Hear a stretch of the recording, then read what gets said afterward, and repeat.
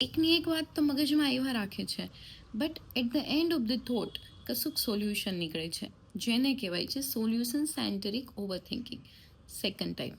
First type હતું problem centric, જેમાં problem past અને ફ્યુચરમાં જ રહ્યા કરે છે, સોલ્યુશન નથી વિચારતા કે પૈસાની તકલીફ છે કે ફાઇનાન્શિયલ કશુંક ઇસ્યુ છે તો મેં કાશ આવું કર્યું હોત, અરે યાર મોંઘવારી કેટલી વધી ગઈ છે, મતલબ રોજના રોવા.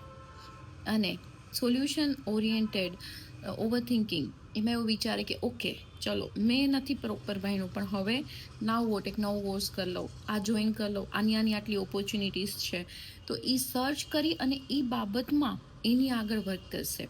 તો આ ટાઈપનું ઓવરથિંકિંગ થોડું ફ્રૂટફુલ રહી છે. આ બંને હતા મેઇનલી ઓવરથિંકિંગના ટાઈપ.